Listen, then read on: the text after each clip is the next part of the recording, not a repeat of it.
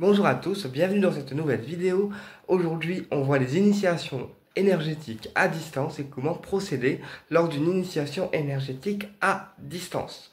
Effectivement, certaines initiations se font en présentiel uniquement, comme par exemple le Reiki Karuna pour les élèves ou les praticiens qui pratiquent encore le Reiki Karuna. Maintenant, on a aussi des techniques d'initiation à distance, comme le Lao-Chi simple, voilà, et beaucoup d'autres techniques énergétiques qui peuvent se transmettre à distance. Donc, comment se déroule une initiation à distance? Eh bien, déjà, le praticien, ça doit être un praticien avec lequel vous êtes à l'aise.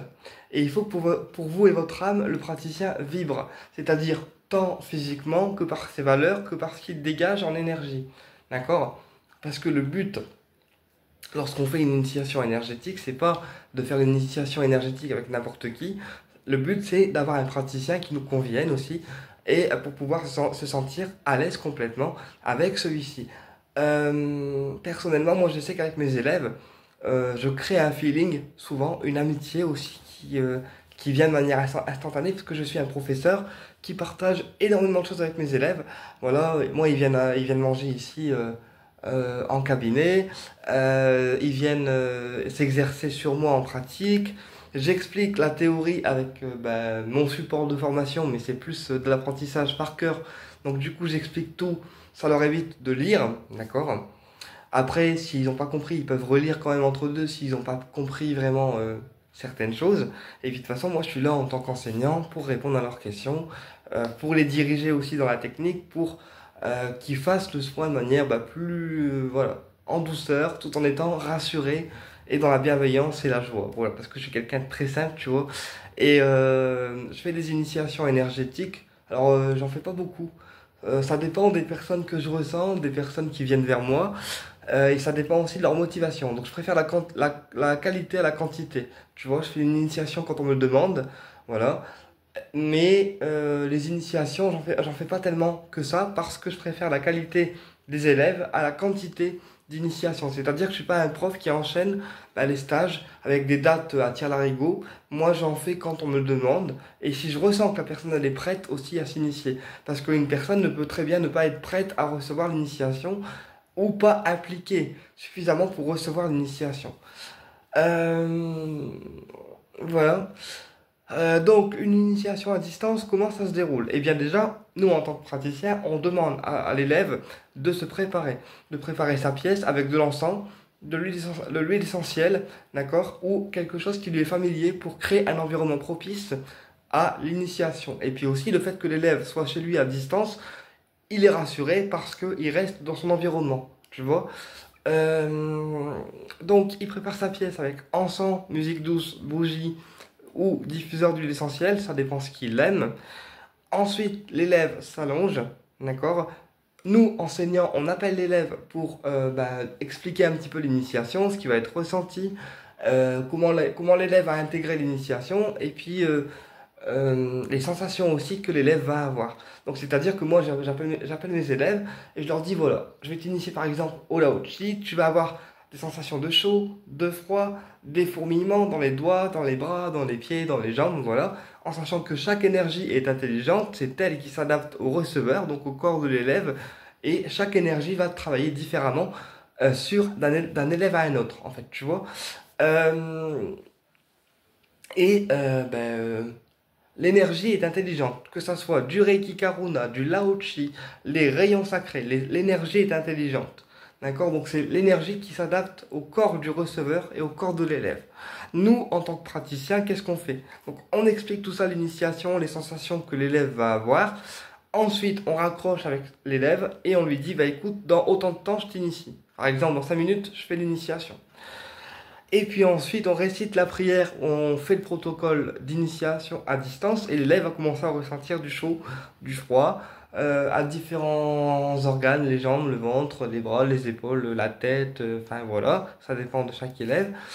Et quand on a terminé l'initiation, on clôture le protocole, d'accord? Et ensuite, on rappelle nos élèves pour leur dire, ben voilà, ton initiation est terminée, tu es maintenant initié à telle technique de soins. En sachant que comme moi je suis dyspraxique visuospatial, je n'ai aucun repérage dans le temps et dans l'espace et que les mouvements compliqués sont très compliqués à faire pour moi. C'est pour ça que dans certaines initiations, je fais des initiations la veille, d'accord, pour les élèves à distance. Parce que, par exemple, une initiation Lao Chi, bon, tu dois prendre le livre, réciter la prière et en même temps garder les mains posées, d'accord, sur une zone du corps de l'élève. Donc peu importe, ça peut être les épaules, ça peut être la tête, ça peut être le ventre, mais peu importe. Tant que tu as les mains posées sur les élèves et que tu récites la prière en même temps d'initiation, l'initiation se passe bien. Sauf que pour un dyspraxique, c'est extrêmement compliqué de faire 3000 choses à la fois et qu'on a besoin d'être concentré sur une seule et unique tâche, tout simplement pour ne pas se disperser et pour voilà, rester concentré. C'est pour ça que souvent les initiations Lao-Chi ou tout ce qui peut être fait à distance, je fais l'initiation à distance la veille, ça me permet à moi d'être plus confortablement installé et dans mon coin à moi pour initier.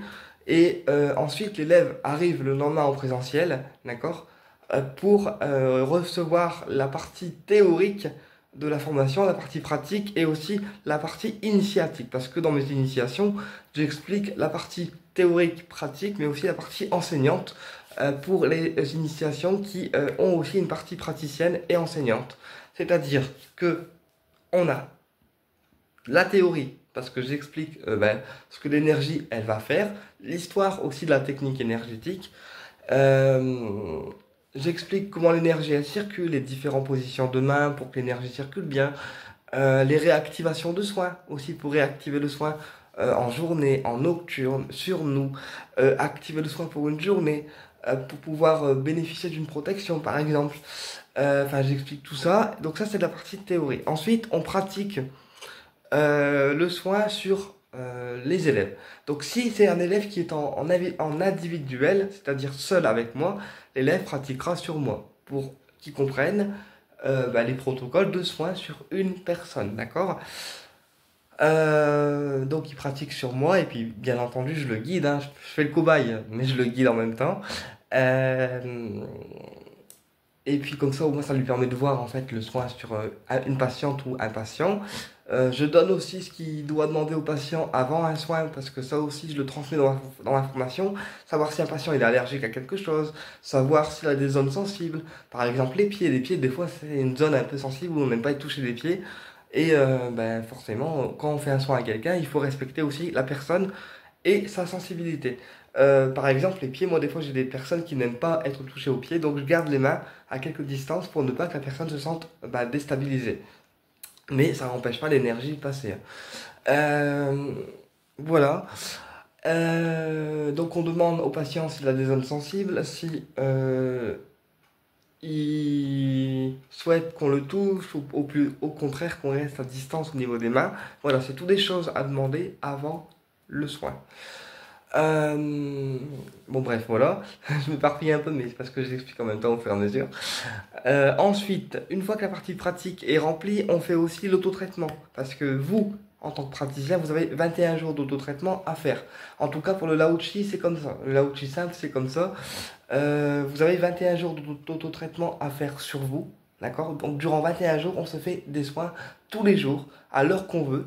Mais il faut que les 21 jours soient faits. Tu vois? Pour s'habituer, en fait, à la nouvelle énergie que vous avez intégrée et aussi à la libération énergétique qui va se faire tout au long des 21 jours.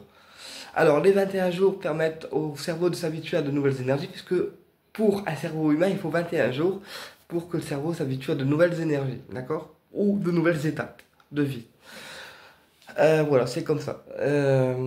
Et puis, une fois que l'autotraitement est fait sur la personne, donc elle fait ses 21 jours, elle peut exercer aussi sur les animaux, d'accord? Les animaux et son entourage, y compris les végétaux, parce que tout ce qui est nature, les plantes, les pierres, les arbres et tout, ce sont des choses en fait qui vivent. Donc quand on transmet de l'énergie à un végétal, ça permet d'augmenter sa croissance, d'accord, et d'augmenter son énergie vitale, d'avoir une repousse qui soit peut-être un peu plus fluide, par exemple, tu vois. Euh, donc voilà, et ensuite on passe à la partie enseignante. Donc j'explique à mon élève comment enseigner, comment faire son initiation, les préparatifs à faire avant, et l'élève repart avec un certificat qui atteste que il a reçu l'initiation par moi. Voilà. Et il peut ensuite enseigner, s'il souhaite enseigner, ce qui n'est pas obligatoire. Mais si vous sentez l'appel de l'enseignement, eh bien ce n'est pas pour rien. Vous pouvez tout à fait enseigner parce que vous avez le diplôme qui atteste que vous avez reçu l'initiation et les connaissances énergétiques liées au stage. Voilà, qu'est-ce que je voulais vous dire de plus? Donc, pendant les formations, souvent je demande à l'élève de prendre une bouteille d'eau parce qu'on reste sur un système énergétique de guérison, auquel cas il faut beaucoup boire pour s'hydrater, que l'énergie circule bien.